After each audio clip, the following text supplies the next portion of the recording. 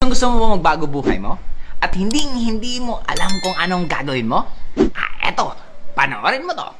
New Project High, sobrang laki ng itulong mo. Sobrang nag-mature ako. Next level mindset, kaya ang buhay natin ay next level din po talaga. Bilang isang OFW, sobrang grateful ako sa Project High. Dito po ako nakapag-for good. Dito po ako ginawang milyonaryo. I'm a former cabin crew. 5 years ako nagtatrabaho at natulungan ako ng Project High community magkaroon ng additional source of income na dumating pa sa punto na nahigitan niya at napalitan niya na to.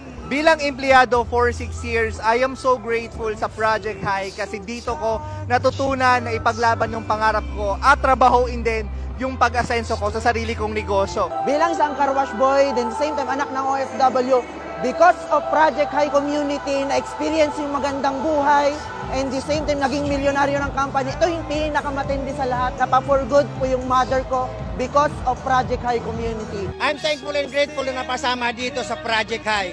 Dahil dito sa Project High, isa lang din naman talaga akong natulungan. At ngayon po, ay isa na din akong tumutulong sa napakaraming OFW na nagtatrabaho sa ibang bansa. Bilang isang OFW nurse sa Germany, isa ako sa mga natulungan ng Project High community na makauwi for good dito sa Pilipinas, and at the same time, I am living my best life too. Dating isang empleyado, natulungan ng community.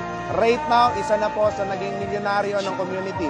Because of Project High community, hindi ko na kailangan pumunta ng ibang bansa para maabot ko yung mga pinapangarap ko. Kundi, habang nandito ako sa Pilipinas at kasama ko yung pamilya ko, kuhang-kuha ko lahat ng mga pinapangarap ko. Sa community na to, napag-for good ko yung tatay ko dito sa Pilipinas. At an early age, napag-retired ko yung parents ko. Pinaka naging paborito ko na nagawa ko sa magulang ko, yung nabayaran ko yung 20 years na utang nila, worth $500,000. I'm really grateful to be part of this community. Nabalik ko yung business nila. Dito ko na-experience na naisama ko sila mag-tour sa iba't ibang lugar sa Pilipinas at pati sa ibang bansa. Dahil sa community, masayang-masaya yung magulang namin kasi hindi na nila problema yung kakainin nila everyday kahit wala silang pensyon. Dahil sa community na to, naibigay ko sa mommy ko ng house and lot, and this year po natupad yon. Because of this community, na dati akong sakit sa ulo sa magulang ko, puro bagsak yung mga grades ko.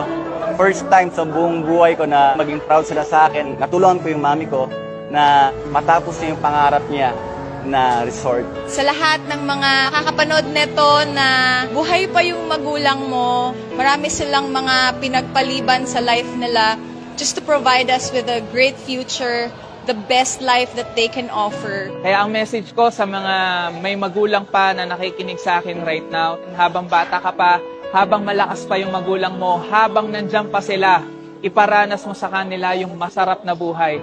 Walang katumbas na pera yung ngiti na yun. Ang sarap sa pakiramdam mag-give back sa family. Bigay mo lahat ng pwede mo iparanas sa kanila, lahat ng pagmamahal na deserve nila because isa lang ang magulang natin.